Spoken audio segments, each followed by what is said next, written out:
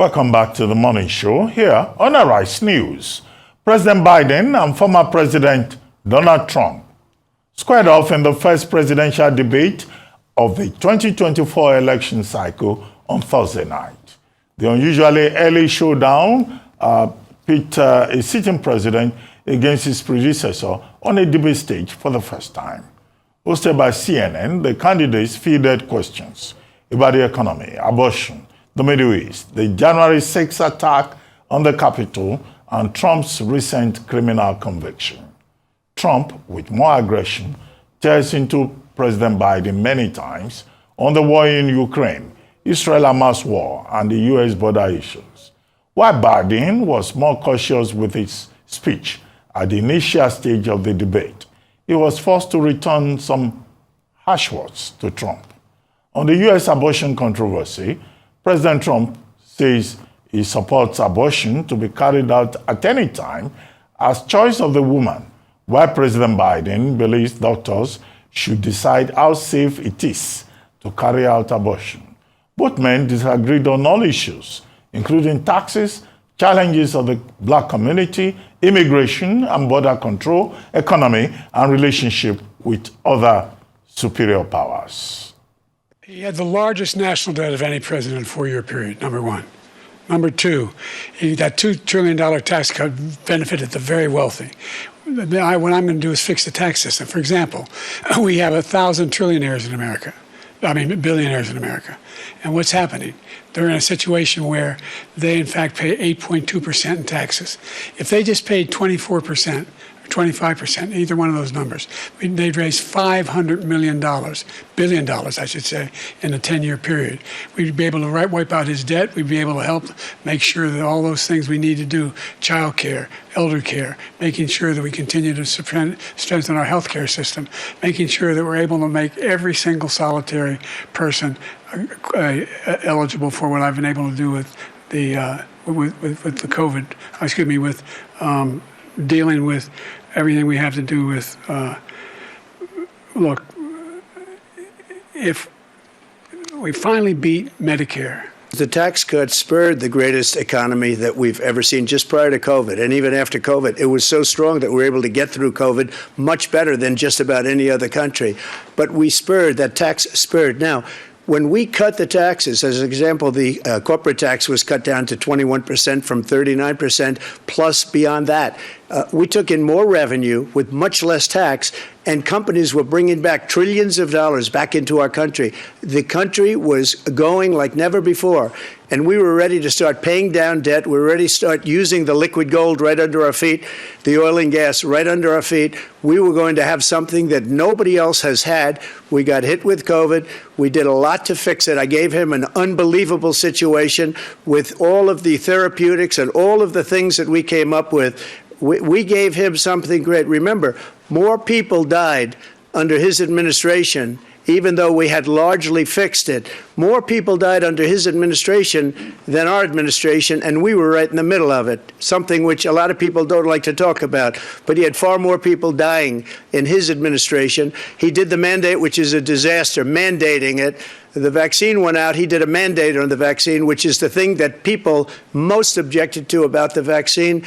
And he did a very poor job, just a very poor job. And I will tell you, not only poor there, but throughout the entire world, we're no longer respected as a country. They don't respect our leadership. They don't respect the United States anymore. We're like a third world nation between weaponization of his election, trying to go after his political opponent, all of the things he's done. We've become like a third world nation, and it's a shame. The damage he's done to our country, and I'd love to ask him, and will, why he allowed millions of people to come in here from prisons, jails, and mental institutions to come into our country and destroy our country. We're the most admired country in the world. We're the United States of America. There's nothing beyond our capacity. We have the finest military in the history of the world, the finest in the history of the world. No one thinks we're weak. No one wants to screw around with us. Nobody, number one. Number two, the idea that we're talking about worst presidents. I wasn't joking. Look it up or go online. 159 or 58, don't hold me the exact number, presidential historians, they've had meetings and they voted who's the worst president in American history. One through best to worst. They said he was the worst in all of American history. That's a fact. That's not conjecture. He can argue they're wrong, but that's what they voted. The idea that he is doing anything to deal with child care, he did for virtually nothing to child care. We should significantly increase the child care tax credit. We should significantly increase the availability of women and men or single parents to be able to go back to work, and we should encourage businesses. We have polling, we have other things that they rate him the worst because what he's done is so bad. And they rate me, I'll show you, I will show you. And they rate me one of the best, okay? And if I'm given another 4 years, I will be the best. I think I'll be the best. Nobody's ever created an economy like us. Nobody ever cut taxes like us. He's the only one I know. He wants to raise your taxes by 4 times. He wants to raise everybody's taxes by 4 times. He wants the Trump tax cuts to expire. So everybody, including the two of you, are going to pay 4 to 5 times. Nobody ever heard of this before. All my life, I'd grow up and I'd see politicians talking about cutting taxes. When we cut taxes, as I said, we did more business. Apple and all these companies, they were bringing money back into our country. The worst president in history by far, and everybody knows it. Jake, we were doing very well at addiction until the COVID came along. We had the 2.5, almost 3 years of like nobody's ever had before, any country, in every way. And then we had to get tough, and it was the drugs pouring across the border it started to increase. We got great equipment. We bought the certain dog that's the most incredible thing that you've ever seen, the way they can spot it. We did a lot, and we were getting very low numbers, very, very low numbers. Then he came along. The numbers, have you seen the numbers now? It's not only the 18 million people that I believe is even low because the gotaways, they don't even talk about gotaways. But the numbers of the amount of drugs and human trafficking in women coming across our border, the worst thing I've ever seen, at numbers that nobody's ever seen under him because the border's so bad. But the number of drugs coming across our border now is the largest we've ever had by far. President Trump, thank you. President Biden? Fentanyl and the byproducts of fentanyl went down for a while. And I wanted to make sure we use the machinery that can detect fentanyl, these big machines that roll over everything that comes across the border. And it costs a lot of money. That was part of this deal we put together, this bipartisan deal. More fentanyl machines, more be able to detect drugs, more numbers of agents, more numbers of all the people at the border. And when we had that deal done, he called his Republican colleagues, said, "Don't do it. It's going to hurt me politically." No, he never argued it's not a good bill. It's a really good bill. We need those machines. We need those machines. And we're coming down very hard in every country in Asia in terms of precursors for fentanyl. And Mexico is working with us to make sure they don't have the technology to be able to put it together. That's what we have to do. We need those machines. Do you think the tax system is fair? The fact is that I said, nobody even making under $400,000 had a single penny increase in their taxes and will not. And if I'm reelected, that'll be the case again. But this guy has increased your taxes because of the deficit, number one. He's increased inflation because of the debacle he left after the way he handled the pandemic. And he finds himself in a position where he now wants to tax you more by putting a 10% tariff on everything that comes into the United States of America. What I did, when, for example, he wants to get rid of the ability of Medicare for us to be able to negotiate drug prices with the big pharma companies. Well, guess what? We got it down to $35 for insulin instead of $400. No more than $2,000 for every senior, no matter how much prescription they need. You know what that did? That reduced the federal debt by $160 billion over 10 years because the government doesn't have to pay these exorbitant prices. I'm going to make that available to every senior all along. It's happening now, and everybody in America. He wants to get rid of that. I'm going to make sure that we have child care. We're going to significantly increase the credit people have for child care. I'm going to make sure we do something about what we're doing on lead pipes and all the things that are causing health problems for people across the country. We're going to continue to fight to bring down inflation and give people a break. The tax cut spurred the greatest economy that we've ever seen just prior to COVID. And even after COVID, it was so strong that we were able to get through COVID much better than just about any other country. But that tax spurred. Now, when we cut the taxes, as an example, the corporate tax was cut down to 21% from 39%, plus beyond that. We took in more revenue with much less tax, and companies were bringing back trillions of dollars back into our country. The country was going like never before, and we were ready to start paying down debt. We were ready to start using the liquid gold right under our feet, the oil and gas right under our feet. We were going to have something that nobody else has had. We got hit with COVID. We did a lot to fix it. I gave him an unbelievable situation with all of the therapeutics and all of the things that we came up with.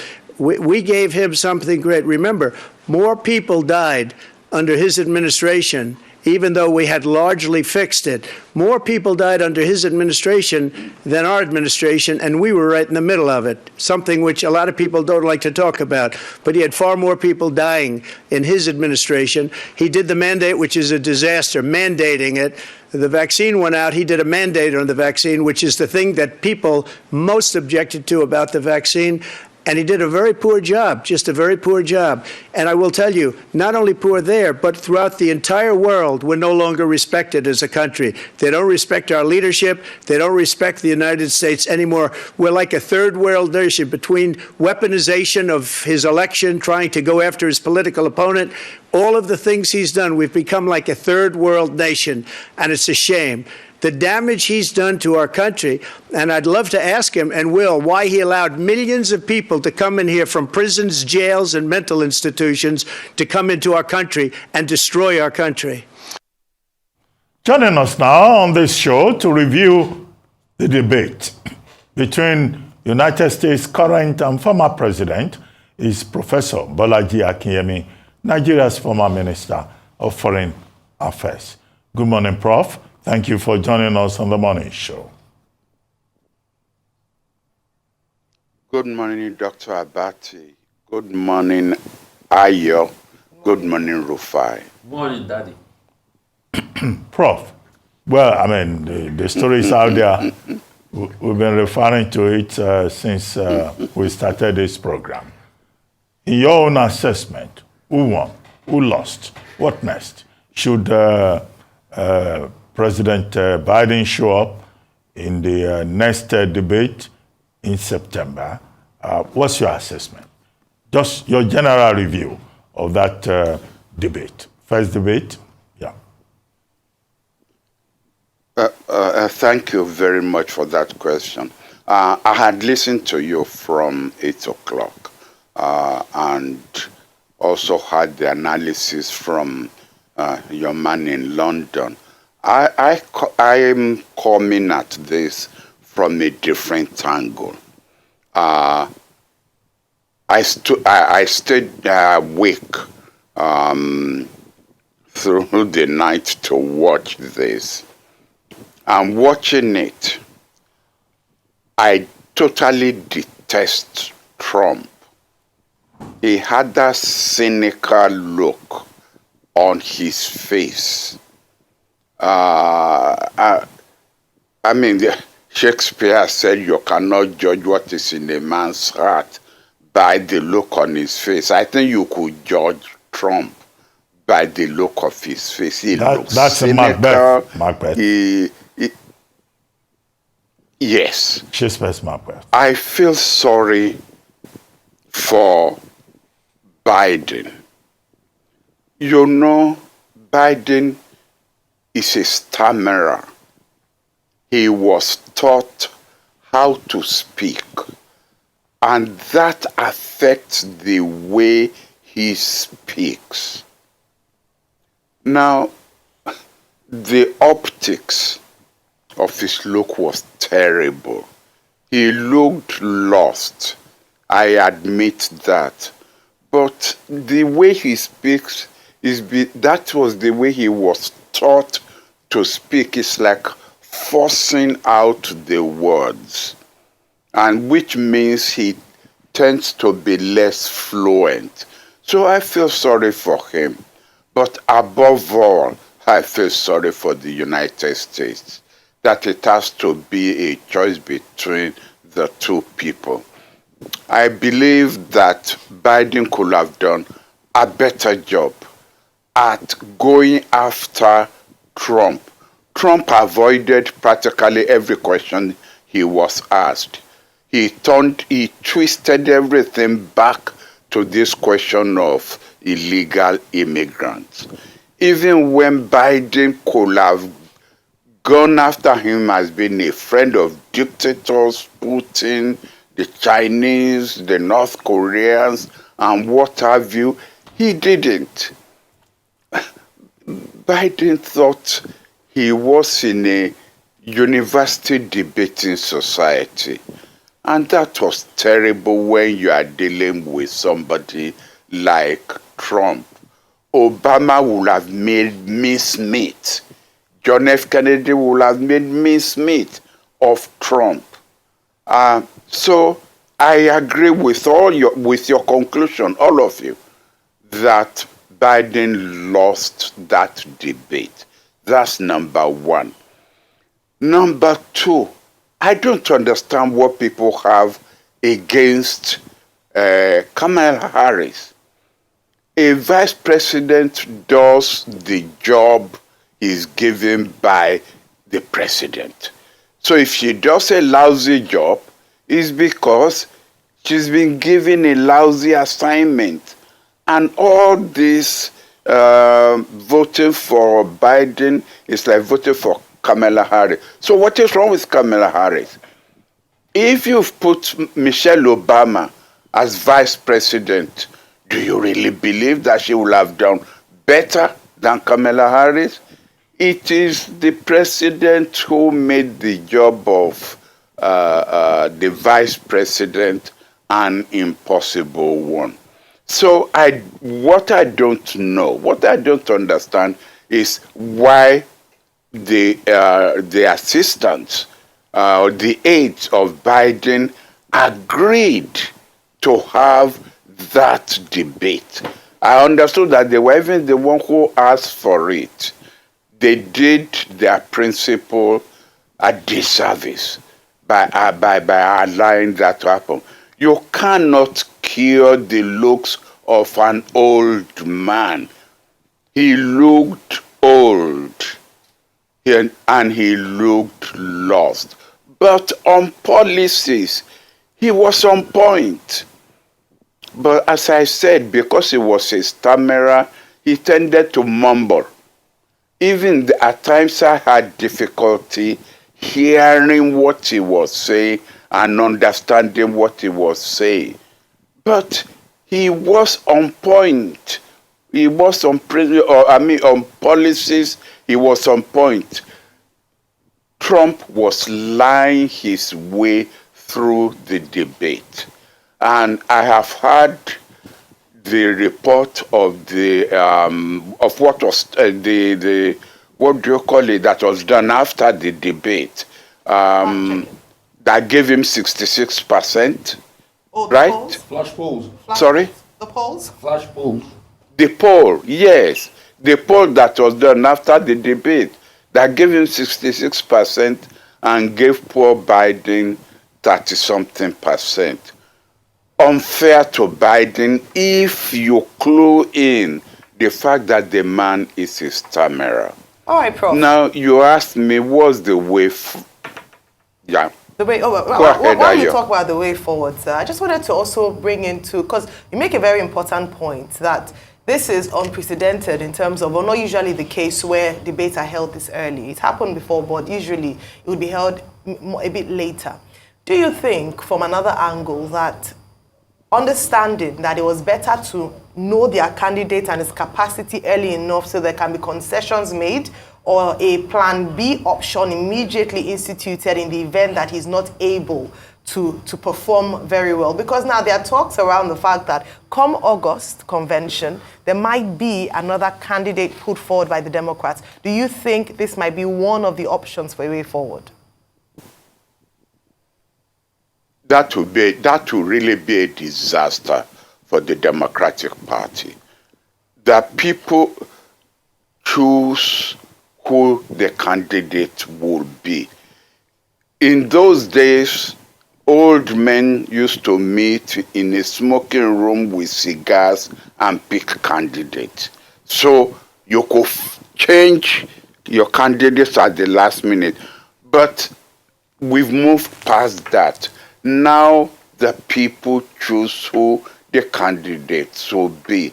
And for it will be unprecedented in this modern age to change the candidate at the convention. The signal to the country will then be, we've made a mistake, we've lost this battle. Yes, okay, here is our plan B. Where people don't vote for plan B, they vote for plan A. So I wouldn't advise the Democrats to, the people have picked him. He may lose the election. In fact, it's likely to lose the election. But on the other hand, we cannot be certain about the outcome. But what I would suggest is that you take care of him, expose him less under circumstances where he will have to stammer his way through. There are ways in which you package a campaign, whether he will not be because all through his presidency, if you know his press conferences, he was reading through cards that were given to him. So people knew this. So don't bother to hide it. For 4 years, that's what he's been doing. Well, let him continue to do that. But if I were to advise them, no more debates. But don't change him. You'll be making a mistake. And all this talk about bringing in Michelle Obama or bringing in whoever or the female candidate you want to bring in, or even changing Kamala Harris, you will be scattering whatever little credit that the Democrats have left. I know they have a difficult situation on their hand, but that's the hand they've been dealt. And so you try and make sure that you get the best out of the hand you've been dealt with. Okay. With all of this that has happened now, and I'm happy about the fact that you were saying that, Biden might lose the election and all of that. Can we see, and talking about the election results in November, can we see a scenario play out like what we had in '93? Because there's another third line candidate, RFK, which is a Kennedy, but people had their doubts about him. Or can we see a fight to finish and like we had in year 2000? What are possibly going to be some of the scenarios? Because the sad part of this debate for Biden was that 70 million people, half of the voting population, pretty much, or close to half of the voting population, watched that debate yesterday. And a lot of undecided voters have made up their mind. And the sticky issue against Biden all as well, apart from the fact that the economy was not top shape and all of that, was about his age. And if you go back to the 60s and 70s, any cognition issue, Americans will not touch you with a long pole. I think, if my memory serves me right, that was the case with the McGovern era. They will not touch you with a long pole. So where are we going with this? No. You are quite right. In fact, I will go further back to 1960. It was not that Nixon didn't have control of the facts, but it was just that he looked terrible on television, sweating, having to mop his face, while here was this young JFK, vibrant and up there in front, and it was that debate that won him the election. So you are quite right. But a third candidate will simply throw the election to Trump. I haven't really heard the young Kennedy articulate a comprehensive policy position that one could say is providing the world with an alternative to Trump, or an alternative to even Biden. It's not that he has policies that are better than Biden, but he's young, he's articulate, and he's a Kennedy. But he's also... But he will just take the votes. But he's also very Trumpian in nature. In fact, some people describe RFK as Trump on ecstasy, but he's sober. And I tell you why. What do you mean he's sober? So he wouldn't, probably because of his education and exposure, he wouldn't say the stupid things Trump say. He wouldn't lie out. But his ideas are very, very, very funny. That's why I say it's like Trump on ecstasy. So he believes in the conspiracy theory about COVID also, and vaccinations and all of that. He pushes all sorts of, all this conspiracy theory agenda. So that's why I say he's like Trump on ecstasy, but he's a lot more sober and tempered. Okay, Prof. But the votes he will be taking will not be from Trump. The votes he will be taking will be from the Democrats. So really, that is a recipe for a success of Trump in the election. This thing happened with, is it not Clinton? Yeah, that was the 92 elections. There was a third candidate. Ross Perot. Exactly. Ross Perot, 92 elections. Exactly. And the votes he took was from the Republicans. So that's how Clinton won the election as a minority president. Prof, shouldn't we all calm down? Yes. Biden was flat. He was rambling yesterday. He didn't seize the opportunity. But the same thing happened in 2020. He lost the first round debate, but he bounced back, second debate, third debate. The same thing that happened to President Obama in 2012 against Mitt Romney. Obama was inarticulate in the first debate. These sitting presidents, they are used to giving orders. So when you now bring them out after almost 4 years to come and ask questions, they ramble. So don't you think we should give Biden a second chance? He himself said, see you the next time. So maybe there's something that can be done between now and August and September, when the second debate is supposed to take place. That's my first question. The second question has to do with this culture of debate. We have seen it in the UK. They've been having debates, Stammerer and Sunak. Sunak is going to lose the election. Anyway, I think we are all, resolved on that. No magic is going to happen. The British, they are tired of the Tories. But let's link it with Nigeria. We are talking about UK, where they're talking about the issues. We're talking about America, where we are seeing the issues. Our own people here, the third division people who come forward to say they want to rule Nigeria. We don't have a culture of debate here. They could say they don't want to debate, and nobody is focusing on issues. So what is wrong with us? That's the second question. Well, could I answer your second question first? You see, our people here are wiser and smarter. None of the people you've ended up with as president will win any debate. They will stammer their way through the debates. I don't want to mention names, but from 1999 up till now, I don't know any of them who will win a debate. So it's better to avoid, the debate entirely. The young ones who will have, shown as if, that Oxford Union debate have no chance in any case. We buy our way through elections here.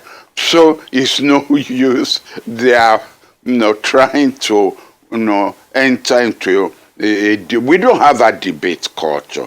Let us face it. If you were the frontline candidate for any of the parties, you will enjoy having a debate.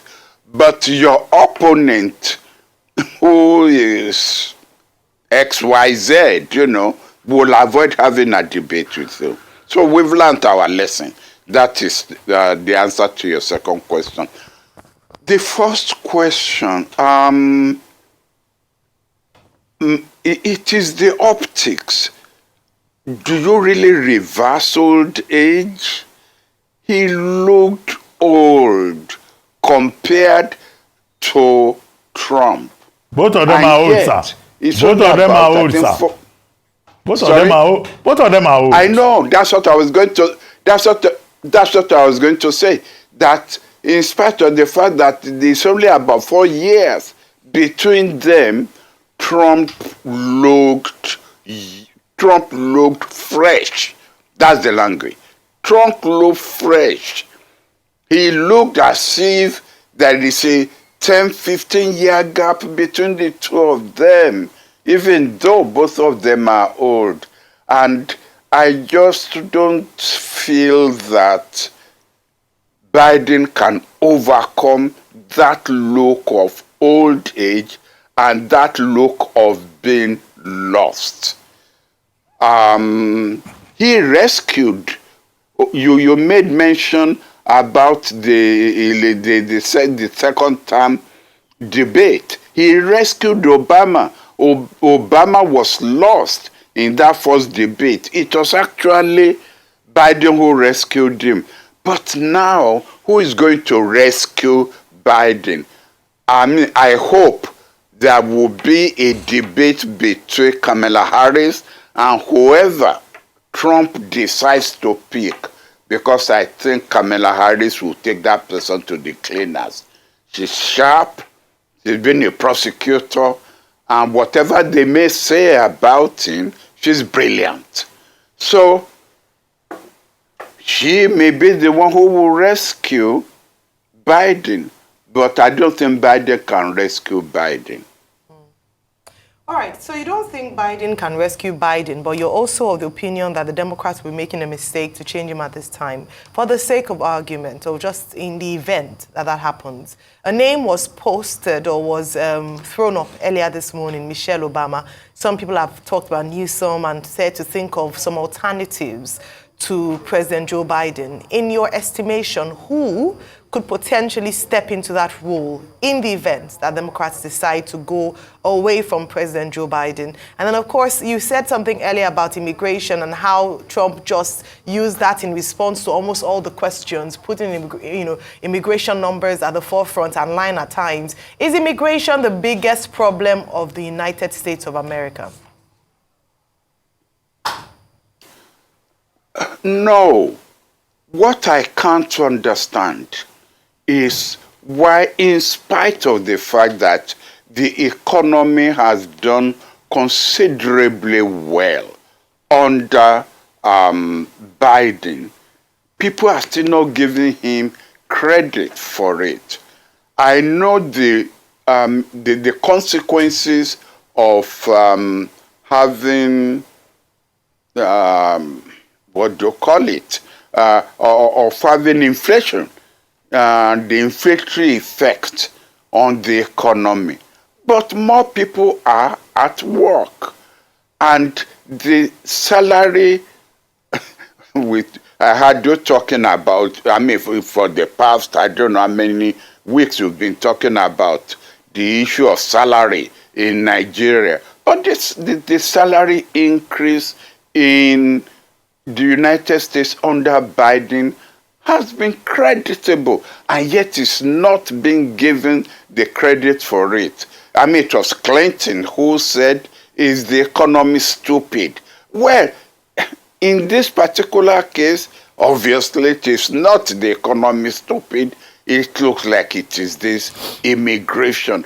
But it's because you've allowed Trump to lock in into that.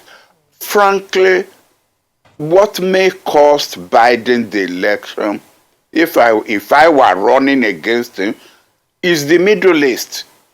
Is the Middle East I would have picked up upon. When he was even asked the question, that's Biden, about blacks, he said what he had done, but he didn't say it with conviction. He was defending himself all the time, as if he was the one on trial, whereas it was, or it should have been, Trump who would be on trial during that debate. Instead, it was Biden who kept defending himself. Yeah, the first question around names. Who could be a substitution? I know, don't say I am now doing Trump, but by not answering your question, I was just about to, I was just about to say to you that, I mean, I don't want in losing the election, I don't want the Democrats to commit suicide. No. But changing, in fact, do you know, changing Biden at that convention may in fact get the old man a lot of sympathy. That wait, you don't treat old people who have done you a favor this way. After all, he helped you to defeat this Trump at an election that Mrs. Clinton couldn't. And then you end up, it will be disgraceful. You will be disgracing him. All right. And even though he may no longer be on the ballot, but you will have got him. People will pity him. Sympathizers, yes. Yes. Yeah. All right. Well, thank you so much. And it's not done. Well, Prof, just a quick comment. Thank you. You said this economy is stupid. Well, that was James Carville, 1992, strategies for Bill Clinton. But President Biden didn't even take advantage of the fact that he has done much better with the economy.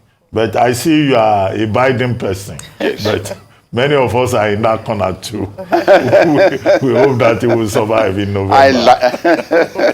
Well, thank you so much, Professor Bolaji Akinyemi. I hope so too. Always insightful having you on the morning show. Thank you and see you soon.